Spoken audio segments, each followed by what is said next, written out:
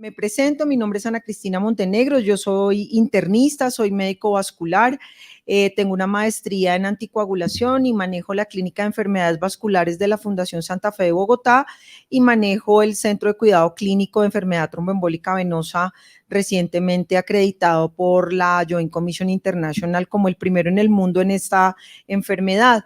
Y por supuesto, pues me corresponde el tema de hablar de trombosis venosa profunda y cómo debemos hacer la aproximación diagnóstica y el tratamiento en estos pacientes. Y para eso, pues les traje un caso clínico que quiero que vayamos analizando en el paso del tiempo.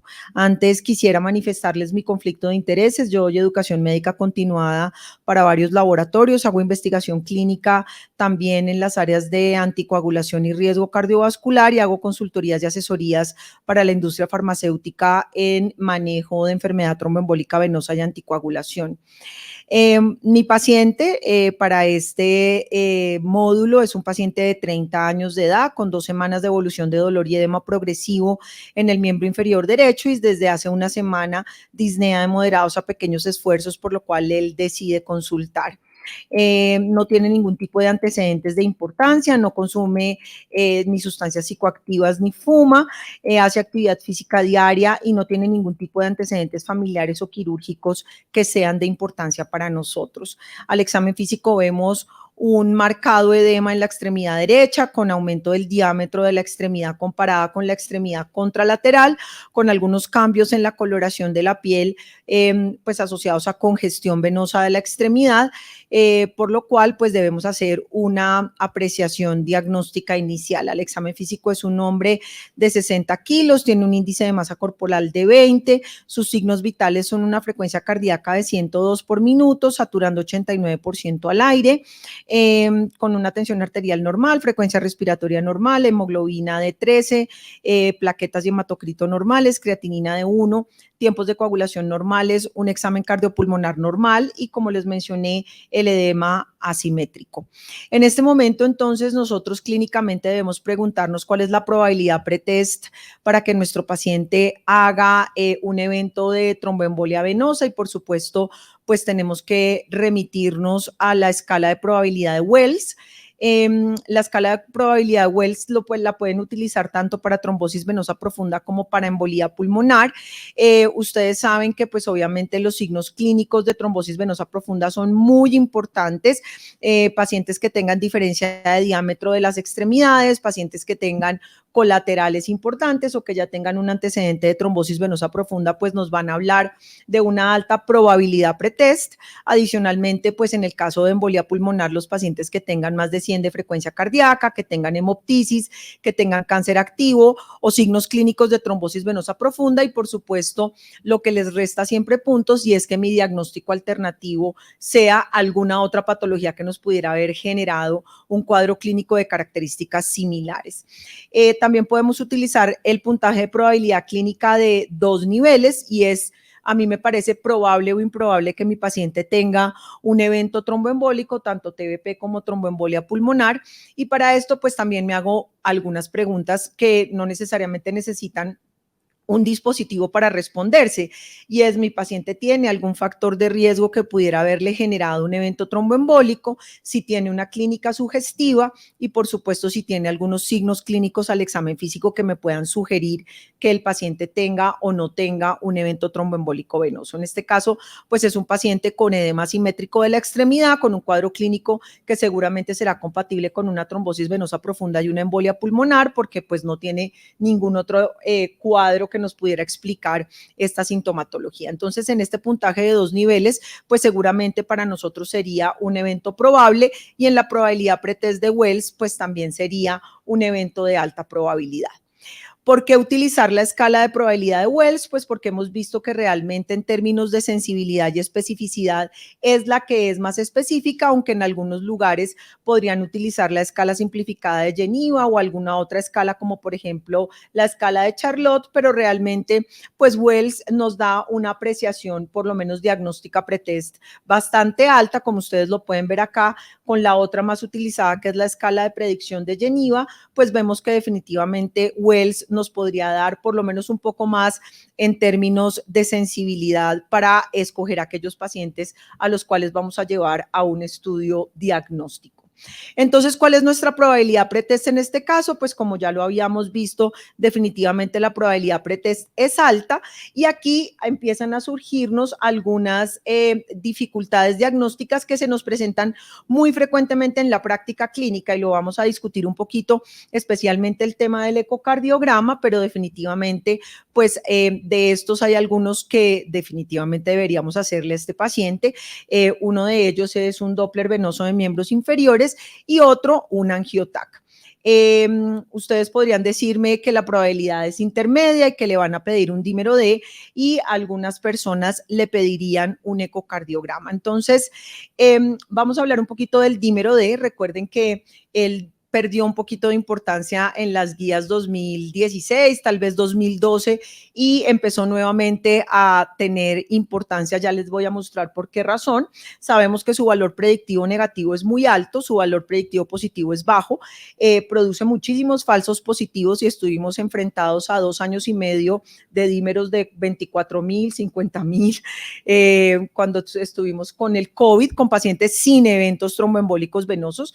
Obviamente también tuvimos muchos con eventos tromboembólicos, pero sabemos que los pacientes inflamados, con los pacientes que tengan procesos inflamatorios crónicos, enfermedades autoinmunes, pacientes politraumatizados, cirugía, necrosis, cáncer, pacientes en falla cardíaca pueden tener niveles elevados de dímero D sin necesidad de tener eventos tromboembólicos venosos. Sin embargo, también sabemos que si un paciente tiene un dímero negativo, búsquele otra razón porque definitivamente no tiene un evento tromboembólico venoso. Sabemos que la especificidad se va a disminuir en pacientes mayores de 80 años y es muy importante hacer el ajuste por edad. Tenemos muy frecuentemente como motivo de consulta, vengo porque tengo el dímero alto, paciente de 75 años con 700 de dímero D.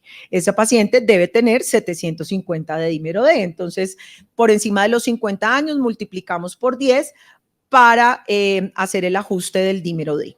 ¿Y esto por qué surgió? Bueno, pues surgió a raíz de este estudio, el estudio GEARS. En este momento nosotros estamos haciendo con la Universidad de Cartagena una validación del puntaje de GEARS para mujeres embarazadas pues, colombianas, porque no tenemos una validación de la escala para nuestra población, pero básicamente lo que empezaron a darse cuenta es lo que nosotros vemos todos los días en nuestra práctica clínica y es un paciente que llega, tose una vez, le piden un dímero, el dímero le sale en 600, toca hacerle un angiotac, el angiotac es negativo y entonces teníamos un montón de dímeros que no eran tan altos con unos pacientes con probabilidades pretest muy bajas, por lo cual hicieron este algoritmo de diagnóstico. Entonces, este es el algoritmo del GEARS, solamente debe utilizarse para pacientes con probabilidad baja de embolia pulmonar o de trombosis venosa profunda. Y básicamente la pregunta, debo responder 3 grandes preguntas. ¿Mi paciente tiene una clínica de trombosis venosa profunda? ¿Mi paciente tiene hemoptisis? Y es embolía pulmonar mi diagnóstico más probable. Aquí es al revés de lo que funciona en Wells, ¿de acuerdo? Tiene signos clínicos de trombosis venosa profunda, tiene hemoptisis o mi embolía pulmonar es mi diagnóstico más probable. Esto nos lleva a un incremento en el valor del dímero que realmente hace que tengamos que pedir muchísimos menos exámenes de laboratorio. Como ustedes se dan cuenta, si mi paciente tiene 0 en los 3 puntos, o sea, no tiene clínica de TBP, no tiene hemoptisis y embolía pulmonar no necesariamente es mi diagnóstico más probable, el dímero debe ser mayor de 1000 para que yo le pida el angiotac, ¿de acuerdo? En el caso de pacientes con puntaje de dímero menor de 500, pues definitivamente no tienen embolia pulmonar. Pacientes con más de un punto de GEARS y dímero mayor de 500, hay que pedirles el angiotac. O sea, lo que hicieron fue subir un poquito el valor del dímero en los pacientes con muy baja probabilidad. ¿Esto qué hizo? Pues hizo que se disminuyeran el número de angiotacs pedidos innecesariamente de un 48 a un 34% con el algoritmo del GERS, con lo cual pues realmente logramos disminuir en algunos casos angiotacs pedidos innecesariamente, que muchas veces incluso pueden generar efectos adversos en los pacientes como flebitis e incluso pacientes que han hecho falla renal asociada al uso del contraste. Entonces, pues a pesar de ser un examen mínimamente invasivo, pues puede generar efectos adversos y si no es necesario solicitárselo a un paciente, pues es mejor no hacerlo. En las mujeres embarazadas funciona muy bien y lo hemos aplicado nosotros en nuestra práctica clínica diaria de una manera bastante efectiva, por lo cual está incluido dentro de nuestro protocolo de manejo de pacientes embarazadas en la sala de partos. ¿Qué pasa con la ultrasonografía para TBP? Lo podemos hacer tanto en POCUS como en ultrasonografía oficial. Si ustedes tienen un ecógrafo en su servicio de urgencias, ustedes pueden hacerle POCUS de 3 puntos, ya vamos a ver cómo se hace, pero definitivamente pues la ultrasonografía tiene una sensibilidad mayor del 90%, una especificidad mayor del 95%. Si ustedes tienen un paciente que tiene una trombosis venosa profunda proximal y tiene una sospecha de una embolia pulmonar y no lo pueden llevar a un angiotac, ese paciente, si tiene una trombosis venosa profunda proximal, ni siquiera necesitaría el angiotac si tiene clínica sugestiva de embolia pulmonar, haciéndole una ecografía y esto pues nos da la oportunidad de iniciar rápidamente el tratamiento, lo cual ha demostrado de una manera contundente disminuir la mortalidad. Con respecto al diagnóstico, entonces, si ustedes le hacen un ultrasonido por compresión de 3 puntos y el paciente tiene positivo este ultrasonido, las guías nos dicen usted puede iniciarle tratamiento y si tiene alta sospecha diagnóstica de tromboembolia pulmonar ni siquiera necesitaría el angiotac. Ustedes saben que los síntomas y signos de la trombosis venosa profunda no son tan específicos, obviamente pues en este paciente sí, pero en algunos pacientes no lo es. El protocolo es muy sencillo, ponemos al paciente, estas son fotos de nuestros pacientes del hospital, ponemos al paciente en posición de rana, el transductor del ecógrafo debe ir en la región inguinal y vamos a ubicar a Mickey Mouse, bueno en este caso es Mickey Mouse como de perfil, aquí van a ver la vena safena mayor, la arteria femoral y debajo van a ver la vena femoral. Debe hacerse con un transductor lineal, obviamente pues con el preset de vascular. Recuerden que la profundidad va a ser más o menos de 3 centímetros dependiendo del grosor de la extremidad. Hay pacientes con grandes masas musculares o muy obesos en los cuales incluso tenemos que usar los transductores curvilíneos para hacer estos exámenes. El paciente debe estar en decúbito supino con rotación externa de la extremidad para abrir un poquito la región inguinal y podemos evaluar en decúbito lateral la región poplitea para hacer el otro punto de POCUS. Como ustedes lo pueden ver acá, también podemos evaluarlo sentado. Esta paciente está sentada. Si el paciente se puede sentar, realmente esto sería ideal, pero si el paciente no se puede sentar, pues lo ponen en decúbito supino en rotación externa y ahí pueden insonar la región poplitea. Aquí va a verse al revés. Recuerden que siempre en la mayoría de todas las venas, ellas van a ir acompañadas de la arteria. En el caso de la femoral, la arteria femoral está por debajo de la vena femoral. En el caso de la poplitea, la arteria poplitea está por encima de la vena poplitea. El POCUS en 2 puntos va a insonar la vena femoral común, la femoral y la femoral profunda y la vena poplitea. En el caso de las venas, la vena se llama vena femoral y vena femoral profunda. En el caso de las arterias, la arteria se llama arteria femoral superficial y arteria femoral profunda. Comienza en el ligamento inguinal, vamos a evaluar la vena femoral común hasta donde ella se convierte en vena femoral y vena femoral profunda, que es más o menos a 12 centímetros del ligamento inguinal y obviamente siempre debemos ubicar la unión safeno-femoral porque muchas veces tenemos trombosis de la safena que podrían invadir la unión safeno-femoral y esto debe manejarse como una trombosis venosa profunda proximal de alto riesgo embólico. Entonces aquí como ustedes lo pueden ver, el Mickey Mouse de frente, vemos aquí vemos ahí en la mitad la vena femoral común, arriba la arteria femoral común y en la otra orejita la vena safena mayor. La vena poplitea, pues también la tenemos que ubicar en la fosa poplitea y obviamente recuerden que ella se divide en venas peroneas y venas tibiales. Como ustedes pueden ver acá, ahí se ve una trombosis venosa profunda, se ve la vena poplitea llena de material podría ser una trombosis subaguda llena de material con zonas hipoecoicas y ya algunas zonas ecogénicas en donde ustedes pues no pueden ejercer la compresión sobre el vaso, por lo cual pues eso hace un diagnóstico de una trombosis venosa profunda. Recuerden que el canal de los aductores hace que las venas pasen hacia la zona posterior, entonces si ustedes quieren insonar la femoral distal, la femoral superficial distal, tienen que insonarla en la parte posterior de la extremidad y ahí también pueden visualizar el tronco tibio peroneo y la safena menor si el paciente está en decúbito supino. Aquí hay otro ejemplo, miren cómo se debe ejercer compresión y esto es una muy buena técnica, ustedes pueden con la mano libre hacer compresión sobre el vaso para poder hacer una mayor compresibilidad del transductor, entonces se pueden como apoyar con la otra mano sobre la extremidad para poder hacer una compresión más eficaz. Siempre recordar que las orejas de Mickey están formadas por la arteria femoral común y la safena mayor y en la mitad la cara del muñequito lo va a hacer la vena femoral común. Ahí lo vemos muy bien ejemplificado.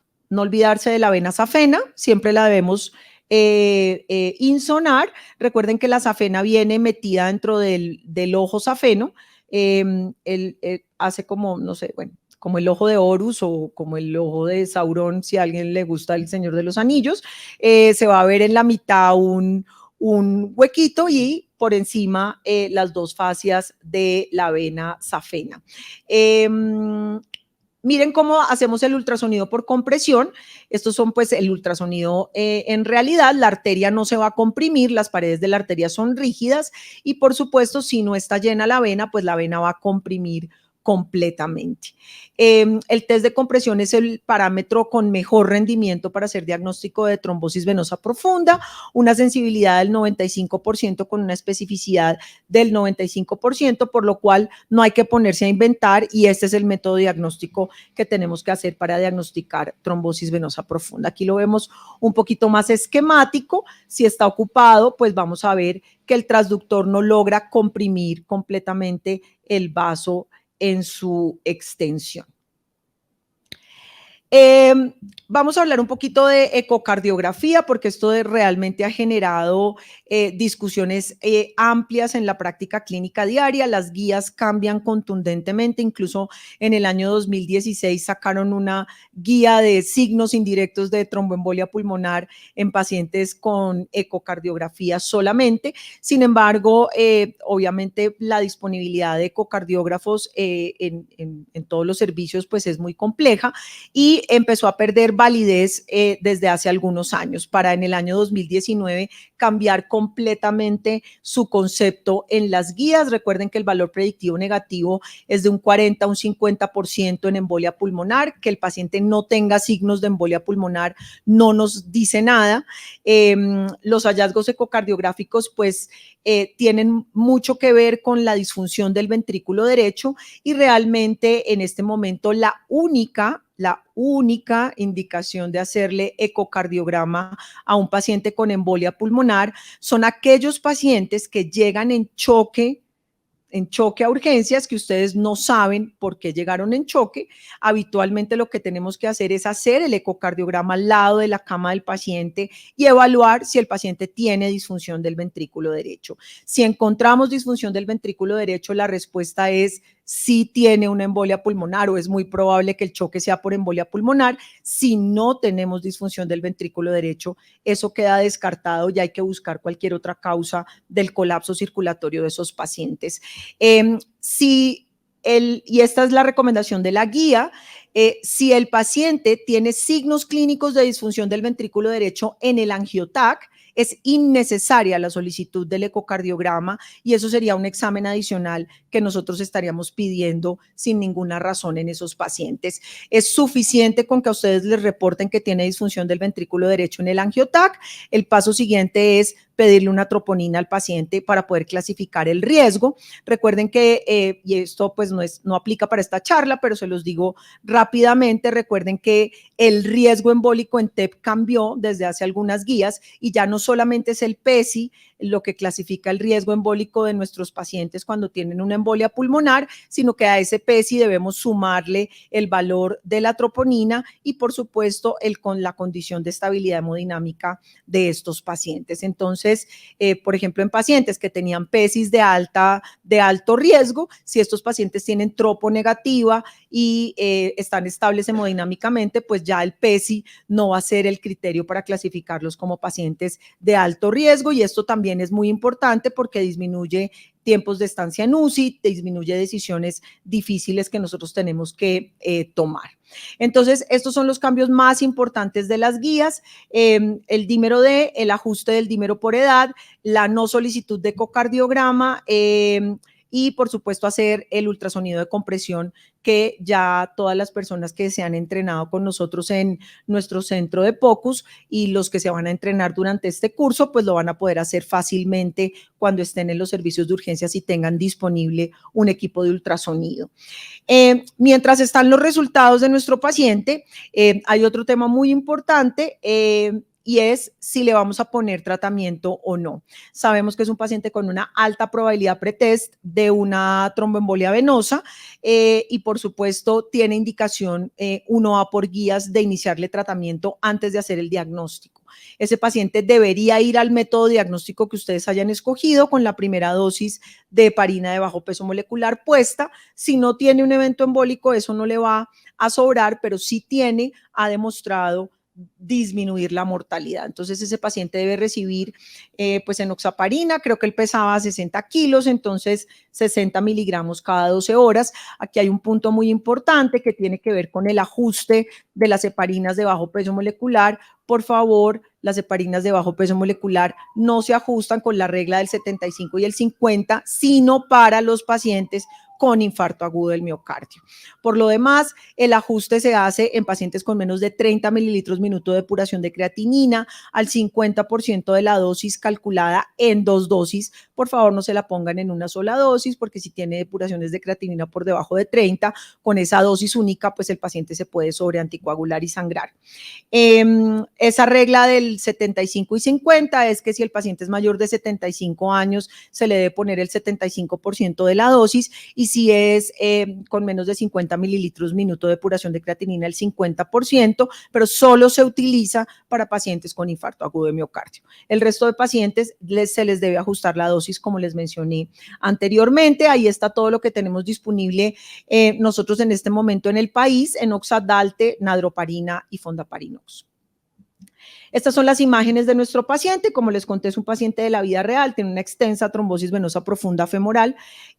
Nosotros le hicimos estas imágenes en nuestro POCUS. Como ustedes pueden ver, realmente tiene una trombosis gigantesca con imposibilidad de compresión de la vena femoral y en ese momento nosotros tenemos que enfocar sus escenarios clínicos. Si nosotros pensamos que ese paciente tiene embolía pulmonar, pues tenemos que ver en qué condición hemodinámica está, pero como esta charla es de trombosis venosa profunda, pues nos vamos a enfocar solamente en la extremidad y no muchas personas lo enfatizan, pero yo sí, y son las extremidades en riesgo y hay que tenerlas muy presentes y tenerlas en la cabeza siempre, porque las extremidades en riesgo pueden llevar a este paciente a tener complicaciones graves como una gangrena venosa o una flegmasia cerulea dolens. Entonces es muy importante tener en cuenta que estos pacientes con trombosis venosas profundas proximales y grandes edemas pues pueden tener gangrena venosa venosa. Ya sabemos que la fisiopatología de la gangrena venosa y la flegmasia cerúlea dolens tiene que ver con mucho más que ese síndrome compartimental al que inicialmente se le había atribuido todo este síndrome de gangrena venosa, y que tiene más que ver con una alteración en la producción de proteína C y S que lleva a fenómenos vasoespásticos en estos pacientes, que son los que van a producir estos fenómenos isquémicos de la extremidad.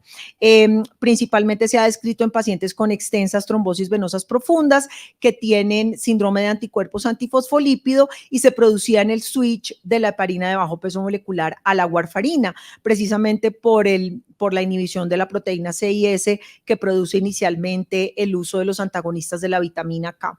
Sin embargo, pues recientemente hemos visto algunos pacientes con trombosis venosa profunda que han tenido pues extremidades en riesgo, entonces dolor no controlado, llenados capilares lentos, cianosis plantar, compromiso en la movilidad del compartimento muscular de la pantorrilla y obviamente necrosis del tejido y coloraciones marmóreas o lesiones isquémicas de la piel, como en este ejemplo que desafortunadamente lleva a que estos pacientes pierdan la extremidad.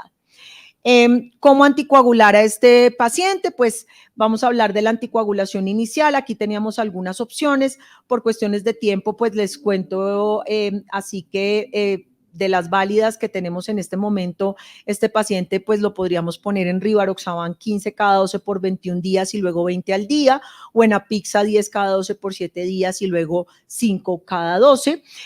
Recordar cuáles son los objetivos de cada una de las fases de la anticoagulación y recordar cuáles son las dosis disponibles de los medicamentos que tenemos según el objetivo de cada fase.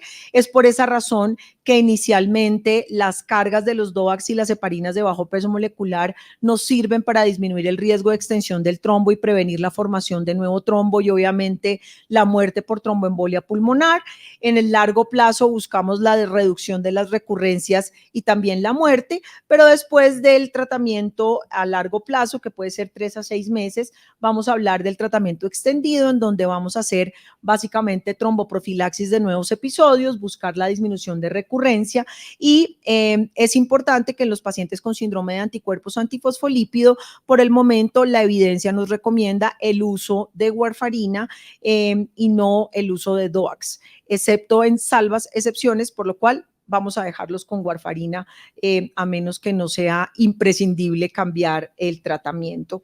Es importante que tengamos en cuenta los beneficios de los anticoagulantes orales directos. Sabemos que no afectan la vía de la iniciación, que nos permiten el switch primario de la hemostasia. Tenemos la inhibición del complejo protrombinasa y la formación de los primeros monómeros de trombina para el factor 10A y el factor 5 activado y el complejo protrombinasa, o la inhibición directa de la trombina con dabigatran en el caso de los pacientes que quieran inhibir ya la fase de la amplificación.